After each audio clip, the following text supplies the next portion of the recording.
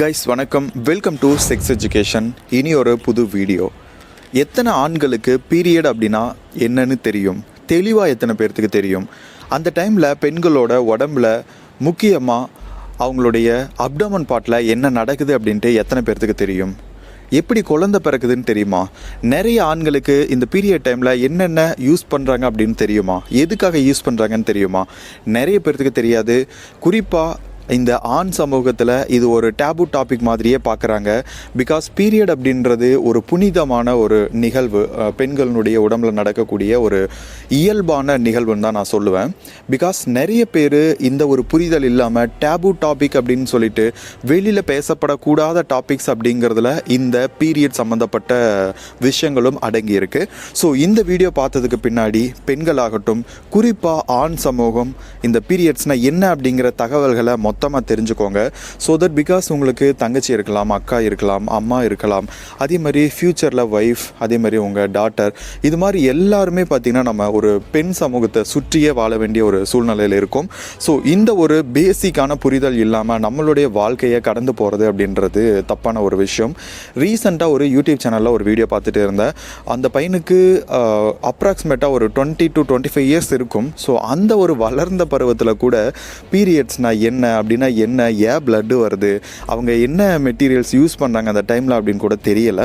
So எல்லாத்துக்குமான ஒரு நல்ல வீடியோவாக இந்த வீடியோ நான் கொடுக்க ட்ரை பண்ணுறேன். ஸோ கடைசி வரைக்கும் ஸ்கிப் பண்ணாமல் பாருங்கள். ஸோ ரொம்ப முக்கியமான தகவலை இன்றைக்கி நீங்கள் தெரிஞ்சுக்க போகிறீங்க.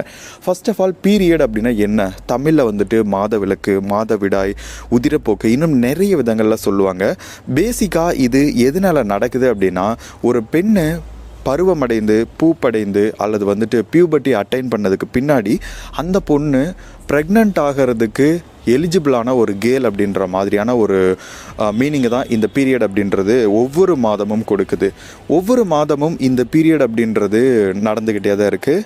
ஸோ ஒரு பீரியட் பார்த்திங்கன்னா 28 நாளுக்கு ஒரு டைம் அந்த சைக்கிள் வந்துட்டு திரும்ப ஆரம்பித்து ரன் ஆகிட்டே இருக்கும். அவங்களுடைய அந்த மெனோபாஸ் அப்படின்னு சொல்லக்கூடிய அந்த 45லேருந்து 70 வயசு வரைக்கும்னு சொல்கிறாங்க.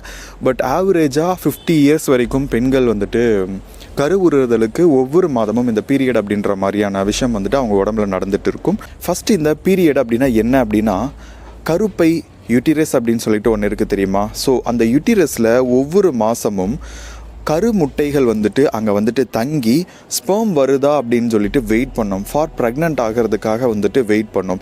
இன்கேஸ் அந்த ஆண்களினுடைய ஸ்பெர்ம் அப்படின்னு சொல்லக்கூடிய அந்த விந்தணு வந்துட்டு அந்த கருமுட்டையை போயிட்டு ரீச் ஆகலை அப்படின்னா, இந்த மந்த்து எதுவும் இல்லைப்பா அப்படின்னு சொல்லிட்டு அந்த கருமுட்டை பார்த்திங்க அப்படின்னா அது ஏஜ் வந்துட்டு முடிஞ்சதுக்கு பின்னாடி அந்த கருமுட்டையோடு சேர்த்து அந்த யூட்டிரஸ் லைனில் இருக்கக்கூடிய அந்த டிஷ்யூஸ் ப்ளஸ் அங்கே நரிஷ் பண்ணுறதுக்காக இருந்த பிளட்டு, அதே மாதிரி பிளட் எல்லாமே சேர்ந்து அந்த 28வது நாள்லேருந்து வெளியில் வர ஆரம்பிக்கும். இது நார்மலாக ஒரு 2 to 3 days பார்த்திங்கன்னா 2 to 5 days பார்த்திங்கன்னா இந்த பிளட்டு வந்துட்டு ப்ளீட் ஆக ஆரம்பிக்கும். ஓகேவா? இந்த 5 daysக்கு முடிஞ்சதுக்கு பின்னாடி எகைன் வந்துட்டு அடுத்த ஒரு கருமுட்டை வந்துட்டு வர்றதுக்காக வெயிட் பண்ணிகிட்டு இருக்கும். ஸோ இந்த சைக்கிள் அப்படின்றது ஒவ்வொரு 28 நாளுக்கும் ஒரு முறை வந்துட்டு நடக்கும் அப்படின்றாங்க. இதில் ஒரு 2-3 நாள் முன்ன பின்ன கூட போகலாம். ஸோ இந்த கருமுட்டை அப்படின்றது அந்த பீரியட் சைக்கிள் முடிஞ்ச உடனே அடுத்த சைக்கிள் உருவான உடனே வந்துட்டு அவங்களுடைய யூட்டிரஸுக்கு வந்துடாது. அதே மாதிரி அந்த 28 நாளுமே வந்துட்டு கருவுறுதல் அப்படின்றது நிகழாது. அந்த பீரியட் ஸ்டார்ட் ஆனதுலேருந்து 12வது நாள், 13வது நாள், 14வது நாள், 15வது நாள், இது மாதிரி ஒரு 4 to 6 days அந்த கேப்பில் ஸ்பெர்ம் வந்துட்டு உள்ளே போச்சு அப்படின்னா மட்டும்தான் ஃபர்டிலைஸ் ஆகும். இந்த 4 நாட்களில் நம்ம வந்துட்டு ட்ரை பண்ணால் மட்டும்தான் வந்துட்டு ப்ரெக்னென்ட் ஆவாங்க. இதுக்கப்புறம் பார்த்திங்கன்னா அந்த கருமுட்டை பார்த்திங்க அப்படின்னா வெளியில் வர்றதுக்கு தயாராகிடும். அதாவது பீரியடாக வெளியில் வர்றதுக்கு தயாராகிடும். இன்கேஸ் இந்த 12வது நாள், 13வது நாள், 14வது நாள், 15வது நாள் இந்த டைம் பீரியடில் ஃபர்டிலைசேஷன் நடந்துருச்சு அப்படின்னா அந்த கருமுட்டை பார்த்திங்கன்னா விந்தணு கூட சேர்ந்து ஒரு குட்டி பேபி உருவாகிறதுக்கு ஸ்டார்ட் ஆகிரும்.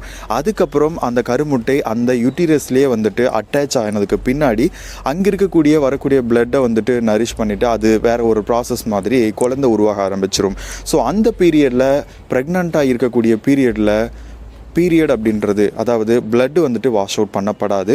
அதே மாதிரி குழந்தை பிறந்து ஒரு சில மாதங்களுக்கும் வந்துட்டு இது மாதிரி இந்த பீரியட் சைக்கிள் வந்துட்டு பாஸ் ஆகியிருக்கும். சரியா? ஸோ இதுதான் வந்துட்டு பேசிக்காக பீரியட் அப்படின்றதுல நிகழக்கூடிய ஒரு சம்பவம். இந்த இதுக்கு பார்த்திங்கன்னா நிறைய கெமிக்கல்ஸ் நம்ம உடம்புல, அதாவது ஹார்மோன்ஸ் பார்த்திங்க அப்படின்னா நிறைய வேலை பார்க்குது. அது முக்கியமாக வந்துட்டு ப்ரொஜெஸ்ட்ரான், ஈஜோஸ்ட்ரான் இது மாதிரி இருக்கக்கூடிய ஹார்மோன்ஸ் பார்த்திங்க அப்படின்னா கருவுறுதலுக்கும் இந்த கருமுட்டை வெளியில் வர்றதுக்கு, அதே மாதிரி வாஷ் அவுட் பண்ணப்படுறதுக்கு நிறைய முக்கியமான காரணமாக இருக்குது. அதே மாதிரி இந்த பீரியட் டைம்ஸில் விமன்ஸுக்கு நிறைய மூடு ஸ்விங் நடக்கும். அவங்க திடீர்னு கோவப்படுவாங்க, திடீர்னு வந்துட்டு பயப்படுற மாதிரி, திடீர்னு சோகமாவாங்க, திடீர்னு சந்தோஷமாகிறது, இது எல்லாமே திடீர்னு எரிஞ்சு விழுறது, இது எல்லாமே அவங்க வேணும்னு பண்ணலை. அந்த பீரியட் டைமில் அவங்களுக்கு வரக்கூடிய ஒரு இயற்கையான மூடு ஸ்விங்கு அதனால தான் வந்துட்டு நடக்குது. அதே மாதிரி சிலருக்கு அதிகமான அப்டமன் பெயின் இருக்கலாம், சிலருக்கு வந்துட்டு ஒரு அப்டமனில் லைக் ஏதோ சம்திங் இருக்கிற மாதிரி இருக்கலாம். இது மாதிரி நிறைய பிரச்சனைகள் வந்துட்டு அந்த பீரியட் டைமில் பெண்கள் வந்துட்டு அனுபவிப்பாங்க. ஸோ எல்லாத்தையுமே உள்ளே மறைச்சு அவங்க ஏதோ வந்துட்டு ஏதோ ஒரு தப்பான விஷயம் மறைக்கிற மாதிரி அவங்க நினச்சி மறைச்சிட்ருப்பாங்க. தயவு செய்து இனிமேலும் பெண்கள் வந்துட்டு இந்த விஷயத்தில் நம்ம ஏதோ லைக் உலகத்தில் இல்லாத நமக்கு மட்டும் நடக்குது அப்படின்ற மாதிரி நினைக்கவே வேண்டாம். அண்டு பொதுவாக இந்த பீரியட் டைம்ஸில் பெண்கள் வந்துட்டு 3 விதமான அந்த வெளியில் ப்ளீட் ஆகக்கூடிய பிளட்டை வந்துட்டு க்ளீன் பண்ணுறதுக்கு 3 விதமான எக்யூப்மெண்ட்ஸை வந்துட்டு யூஸ் பண்ணுவாங்க. ஒன்று வந்துட்டு மென்சுரல் கப் அப்படின்ட்டு, இப்போ நீங்கள் பார்க்குறதா வந்துட்டு மென்சுரல் கப். இதை பார்த்தீங்க அப்படின்னா அவங்க இன்சர்ட் பண்ணிட்டாங்க அப்படின்னா பிளட்டு ப்ளீட் ஆக இந்த கப்பில் கலெக்ட் ஆகிக்கும். இதை ஒரு டைம் பீரியடில் எடுத்து திரும்ப வந்துட்டு வாஷ் அவுட் பண்ணிவிட்டு இன்ஃபர்டைல் பண்ணிவிட்டு அதுக்கு அப்புறம் திரும்ப வந்துட்டு மாட்டிப்பாங்க. இது ஒரு ப்ராசஸ். இன்னொன்று வந்துட்டு டேம்பான்ஸ். இது பார்த்தீங்க அப்படின்னா காட்டன் இருக்கக்கூடிய ஒரு லைக் இது மாதிரி இருக்கும். ஸோ இதை நீங்கள் அவங்க இன்சர்ட் பண்ணிட்டாங்க அப்படின்னாலும் பிளட்டு ப்ளீட் ஆக அது வந்துட்டு உறிஞ்சி வச்சுக்கும். அதுக்கப்புறம் அதை டிஸ்போஸ் பண்ணிவிட்டு புதுசு போட்டுக்கலாம். அதே மாதிரி நம்ம வந்துட்டு பேட்ஸ் அப்படின்னு சொல்லக்கூடிய இந்த அணையாடைகள் வந்துட்டு அவங்க வியர் பண்ணிப்பாங்க. ஸோ இந்த 3 விதத்தில் இப்போதைக்கு வந்துட்டு யூஸ் பண்ணிட்டு இருக்காங்க. முன்னாடி பார்த்தீங்க அப்படின்னா பழைய துணிகள் இது மாதிரி வந்துட்டு ஒரு அன்ப்ரொடக்டட் விஷயங்கள்லாம் ஈடுபட்டு இருந்தாங்க. பட் இப்போ வந்துட்டு கவர்மெண்ட் ஆகட்டும், ஒரு சில என்ஜிஓஸ் இது மாதிரி நிறைய வந்துட்டு விழிப்புணர்வை ஏற்படுத்துனதுக்கு பின்னாடி ஒரு சுகாதாரமான இந்த முறைகளை வந்துட்டு பெண்கள் ஃபாலோ பண்ண ஆரம்பிக்கிறாங்க. இன்னுமே இது மாதிரியான அணையாடைகள் லைக் இது மாதிரி ப்ராடக்ட்ஸ் வாங்க முடியாமல் எத்தனையோ பெண் குழந்தைகள் வந்துட்டு அந்த பீரியட் டேஸில் வந்துட்டு ரொம்பவே அவமதிக்கப்பட்டுட்டும் ரொம்பவே கஷ்டப்பட்டுட்டும் இருக்காங்க. ஸோ இன்கேஸ் இந்த பீரியட் அப்படின்றது திடீர்னு 1 or 2 days முன்னாடியே கூட ஸ்டார்ட் ஆயிடலாம். ஸோ அது மாதிரி கையில் பேட்ஸோ இல்லை இது மாதிரி டேம்பான்ஸோ இல்லாத டைமில் அவங்களுக்கு கீழே ப்ளீட் ஆக ஆரம்பித்தா எவ்வளோ ஒரு கஷ்டமான மனநிலை இருக்கும் பாருங்கள். ஸோ நம்ம நினச்சிட்டு இருக்கக்கூடிய பெண்கள் தானே அப்படின்றது அவங்க எவ்வளவோ வலிகளையும் எவ்வளவோ அவமானங்களையும் மனசில் தாங்கிட்டு இருக்காங்க.